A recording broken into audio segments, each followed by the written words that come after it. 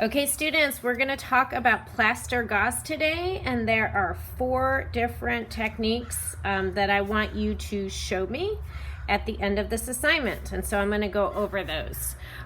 First, let's talk about materials. You're going to need your plaster gauze. I already cut mine up, so you will need to prep that. You have a roll of plaster gauze. Be aware when you open it, it's really dusty, so make sure your space is kind of cleared off. And I always work on something like messy paper or messy piece of cardboard. This stuff does wash out, so you don't have to worry about that, but just keep in mind it is kind of messy. So when you cut your strips, you guys, cut them pretty thin. This is a good thickness, so look at your canary cutter, about as thick as the handle of your canary cutter. If you're doing really big areas, you can cut it bigger, but for this practice, kind of skill builders that we're going to work on, you don't need really thick plaster. You're going to need warm water. It doesn't work with cold water, so please make sure your water's warm. The plaster and the water you don't need yet. It's kind of the last step, but you will need it eventually. Okay, you need your canary cutter, a pair of scissors, masking tape, aluminum foil. I have some Elmer's glue here, and then thicker board. And actually, the thin board works really nice for one of the techniques. So quite a bit of stuff. All right, let's get started. The first technique that I want to see is a standing technique, meaning you can make a sculpture out of cardboard and have some figures stand up. And then we will be plastering this. So let's just talk about what I did here.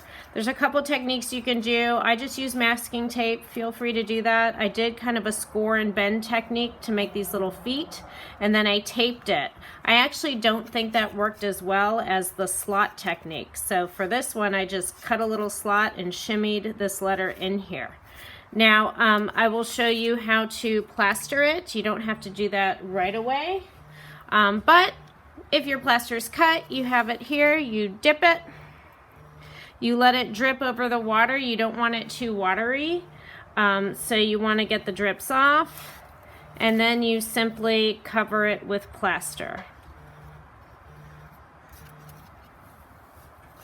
So once you have it covered in plaster, your piece in plaster, you really want to smooth out those little dots. Usually 1 coat is enough, especially if you don't have a lot of plaster, but you can do 2 layers if you would like. So I'll just show that again. Dip, let it drip, and then cover it. So you can see I did kind of go over that one spot. It's important to try to get your corners, any of these edges, make sure that the plaster is following the cardboard. You don't want to cover any openings that you had because you want to keep the shape of your cardboard. Okay, lastly, to make sure it's attached, it attaches well to your base here, you want to put some pieces like a band-aid, and I'll show you what I mean on this one. So I'm putting like half my plaster strip onto my letter here, and then I'm trying to flatten it and kind of wrap it around the base. When the plaster dries, it dries hard, and then you can actually paint it. So I want to see that you can show me at least 1 piece that is standing. I would use your corrugated cardboard for this, and you would finish plastering it. The next thing I want to see is that you can make a little sculpture. I just have a star here, and that you can make it thick and flat on both sides. The way to do that is to cut out a shape and keep it small, because this is just practice, and then trace that exact shape. So you have 2 of them. So here's another nice example, 2 that match exactly. And then you need to put something, you kind of stuff it with something to space it out. And that way it's flat on both sides, but is actually nice and thick. Once you've done that part, and there's a couple ways to do it, and you only need to show me you know how to do one way, It doesn't matter to me how you do it, as long as you can show me you can do it. Then you need to plaster it, but you do need to think about the sides. So there's a couple ways to kind of fill in those sides. I've seen students just simply use tape. So when they tape it, they just put a piece of tape over the sides, cover it, and then they cover it in plaster.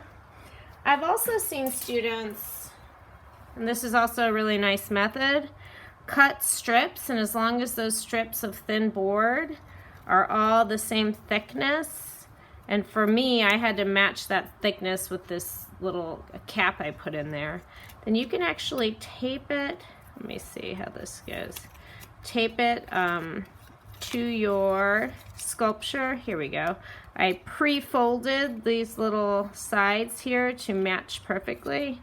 Just try to figure out which part of the star I used. I think it was this. So once you have your sides, you tape them on, and then you can plaster over it to unify it. Okay, you have to use little pieces of tape, and my little trick for that, I actually tear a piece of tape and I kind of preload it like this, and then when I put it on, I just kind of smooth out the tape on both sides, and then once you have one on, it's a little bit easier to do the rest. But again, I folded it ahead of time. Okay. So that's one way to do it. The other way, like I showed you with this star, I just stuffed it with a piece of paper towel, and then you can plaster over it this way. So I do want to see that you have one sculpture, one little shape that you made thick with either method, and then you plastered over the whole thing. And it's the same plaster method, so I'm not going to show you again. It's exactly how we did this one. Okay.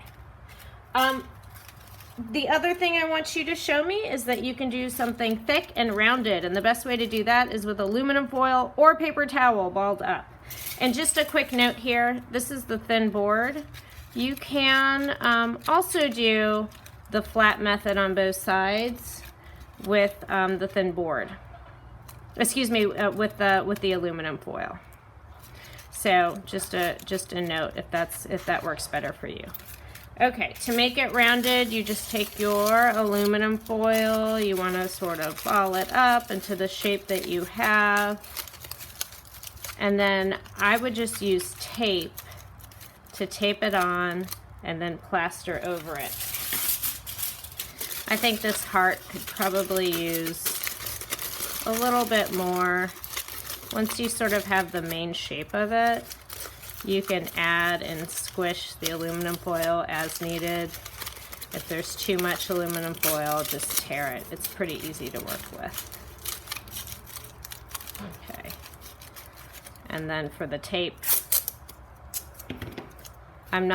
this isn't quite perfected, but just to show you guys, for the sake of the video, you can just simply tape it on. You could also just sculpt with aluminum foil if you would like. It doesn't have to be flat on one side. Okay, and then you would plaster it just the same.